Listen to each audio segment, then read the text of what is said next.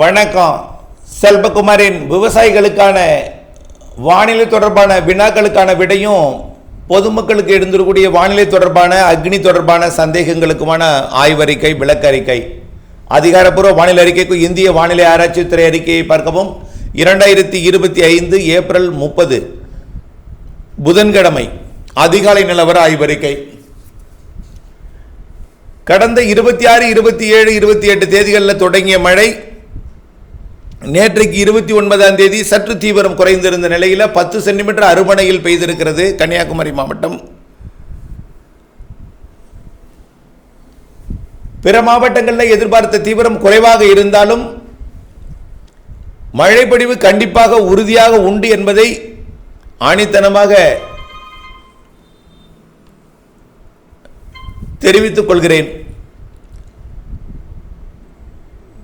நேற்று இன்றைக்கு பரப்பில் குறைந்திருந்தாலும் தென் மாவட்டங்களையும் டெல்டா மாவட்டங்களையும் கண்டிப்பாக இன்றைக்கும் மழை உண்டு. மதியம் அதிகாலை நேரத்தில் கூட முத்துப்பேட்டை, அதிராமப்பட்டினம், அதனை ஒட்டியுள்ள கடற்பகுதிகளிலையும் கடற்கரை ஓரப்பகுதிகளிலையும் மழை பொழிந்த நிலையில் இப்பொழுது மணமேல்குடியை ஒட்டி மழை தூறல் நனைக்கும் மழைகள் இருக்கிறது. மதியத்திற்கு பிறகு தென் மாவட்டங்களில் ஆங்காங்கே தொடங்கி டெல்டாவிலையும் ஒரு சில இடங்களில் தொடங்கி இன்றைக்கும் நாளைக்கும் சற்று பரப்பில் குறைந்திருந்தாலும் தென் மாவட்டங்கள்லையும் மேற்கு தொடர்ச்சி மலை மாவட்டங்கள்லையும் நல்ல மழைப்பிடிப்பை கொடுக்கும்.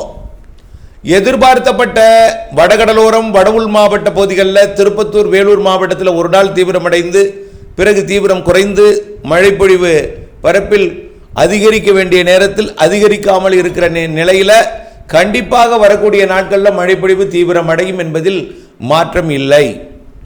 3ஆம் தேதி சனிக்கிழமை திருவள்ளூர், சென்னை, செங்கல்பட்டு, காஞ்சிபுரம், திருப்பத்தூர், வேலூர், திருவண்ணாமலை மாவட்டங்களுக்கும் கண்டிப்பாக திருவள்ளூர் மற்றும் ராணிப்பேட்டை, காஞ்சிபுரம், சென்னை, திருவள்ளூர் மற்றும் செங்கல்பட்டு, விழுப்புரம், புதுச்சேரி வரைக்கும் 3ஆம் தேதி நல்ல மழைப்பொழிவை தெரிகிறது. காற்று குவிதல் என்பது மேற்கு நோக்கி திரும்பாமல் வடக்கு நோக்கி சென்று மேற்கு காற்று கிழக்கு நோக்கி வரும்பொழுது தெற்கு திசையிலிருந்து போகக்கூடிய காற்றும் வடக்கே கொண்டு போய் ஆந்திர எல்லையோர மாவட்டங்களில் நன்றாக குவித்து கடந்த சில நாட்களுக்கு முன்பு சென்னையில் ஒரு 16 சென்டிமீட்டர் மழைப்பொழிவை கொடுத்தது போல வரக்கூடிய 3 அல்லது 4ஆம் தேதி ஆந்திர எல்லையோர மாவட்டங்கள் மற்றும் வடகடலோர மாவட்டங்களில் மழைப்பொழிவை கொடுக்கும். அந்த நாளுக்கு முன் 2ஆம் தேதியில் இருந்து தமிழ்நாட்டின் உள் மாவட்டங்கள், தென் மாவட்டங்கள்லையும் டெல்டா மாவட்டங்கள்லையும் படிப்படியாக மழைப்பொழிவு பரவலாகும். 3ஆம் தேதி வடவுள் மாவட்ட பகுதிகளிலையும் மழைப்பொழிவு சற்று தீவிரமடையும். 4ஆம் தேதி மத்திய மாவட்டங்கள், டெல்டா மாவட்டங்களுக்கு நல்ல ஒரு மழைப்பொழிவை கொடுப்பதற்கு சாதகம் இருக்கிறது. ஆக கண்டிப்பாக அக்னி வெயில் என்பது அறவே இருக்காது. அனல் என்பது இல்லாமல் புழுக்கம் மற்றும் வியர்வை வானிலை மட்டுமே இருக்கும். அதாவது காற்றின் போக்கு சற்று சாதகமாக இதமான வெப்பநிலையை கொடுத்து மேலடுக்கிலே காற்று சுழற்சி மற்றும் உயரழுத்த காற்றும் வெப்ப நீராவி காற்றும் இணைந்து ஆங்காங்கே வெயிலுக்கு பிறகு புழுக்கத்திற்கு பிறகு, அனல் வெயில் கிடையாது, புழுக்கமான வெயிலுக்கு பிறகு, ஊமை வெயில் என்று அழைக்கக்கூடிய மந்தமான வெயிலுக்கு பிறகு, வியர்வை வெயிலுக்கு பிறகு மாலை இரவு மழைப்பொழிவு கண்டிப்பாக உண்டும். அதிகாலை நேரம் வரைக்கும் கூட சில இடங்களில் இருக்கும். இது 2ஆம் தேதியிலிருந்து தீவிரமடையும். 3 உறுதி, 3, 4 கனமழை வாய்ப்பு இருக்கிறது என்பதை திரும்ப திரும்ப தெரிவிக்கிறேன். இதில் 5ஆம் தேதியிலிருந்து அக்னி நட்சத்திரம் தொடங்கி இருக்கிற நிலையில் வரக்கூடிய 5ஆம் தேதி அக்னி போல் தெரியாது. தமிழ்நாடு, கேரளா, புதுச்சேரி, காரைக்கால் தவிர்த்த பிற மாநிலங்களுக்கு தான் அக்னி அதிகமாக இருக்கும். ஆந்திர பிரதேசம், அதுலேயும் குறிப்பாக தெலுங்கானை ஒட்டி ஆந்திர பிரதேசம் அதிக வெயில் இருக்கும். தெலுங்கானாவிற்கு அதற்கு அடுத்தபடி அதிகமாக இருக்கும். கர்நாடகாவோட தெற்கை விட மத்திய கர்நாடகா கூடுதலாக இருக்கும். அதை விட வடக்கு கர்நாடகா கூடுதலாக இருக்கும். கோவா, மகாராஷ்டிரா மற்றும் மத்திய பிரதேசம் மற்றும் உத்தரப்பிரதேசம் போன்ற பகுதிகள் கடும் வெயில். அதை விட பாகிஸ்தான் எல்லையோரம் குஜராத், ராஜஸ்தான் மற்றும் பஞ்சாப் உள்ளிட்ட பகுதிகளுக்கு 114 டிகிரி 112 டிகிரி உறுதியாக ஃபாரன்ஹீட்டில் வெப்பத்தை கொண்டு போகும், உயர்த்தும். பாகிஸ்தான்லாம் 114 டிகிரி ஃபாரன்ஹீட் வரைக்கும் வெப்பம் உயரும். ஆக இதிலிருந்து என்ன தெரிகிறதுனா வடமேற்கே செல்ல செல்ல வெப்பம் அதிகம், தென்கிழக்கே வர வர வெப்பம் குறையும். அப்போ டெல்டா மாவட்டங்கள் தென்கடலோர மாவட்டங்களுக்கு 100 டிகிரிக்கு கீழே தான் வெப்பம் இருக்கும் அக்னி நட்சத்திர காலத்தில்.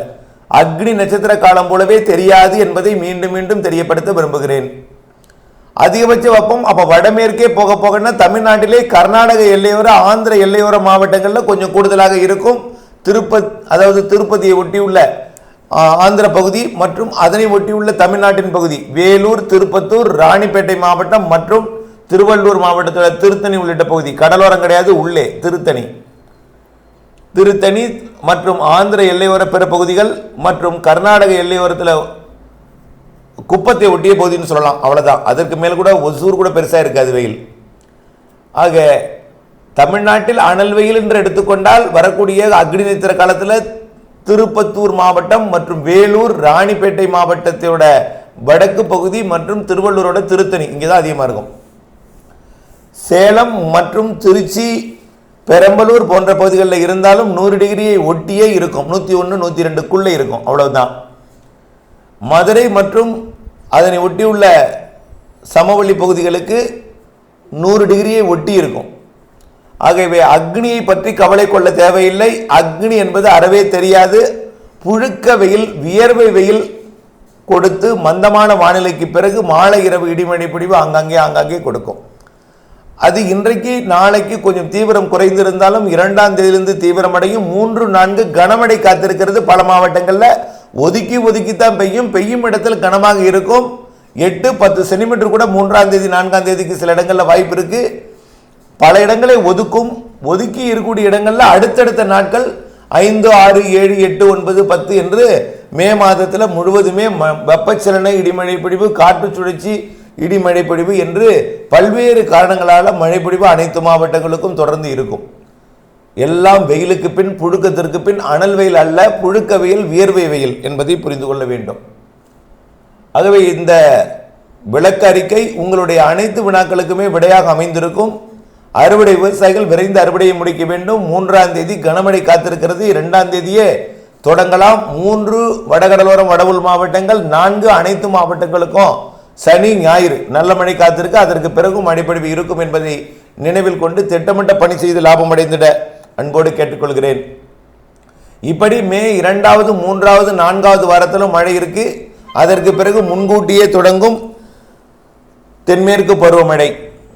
ஜூன், ஜூலை சராசரிக்கு கூடுதல் மழைன்னு ஏற்கனவே அறிவித்திருக்கிறோம். கண்டிப்பாக ஆகஸ்ட் மாதத்தில் சற்று தீவிரம் குறைந்திருந்தாலும் செப்டம்பர், அக்டோபர் மீண்டும் தீவிரமாக இருக்கும்னு சொல்லியிருக்கோம். சராசரிக்கு கூடுதல் தென்மேற்கு பருவமழை. அணைகளை ஜூன், ஜூலையிலேயே நிரப்பும். இதில் எந்த மாற்றமும் இல்லை. தொடர்ந்து வானிலை ஆய்விற்கு கூட இணைந்திருங்கள். திட்டமிட்ட பணி செய்து லாபம் அடைந்திருங்கள். நன்றி.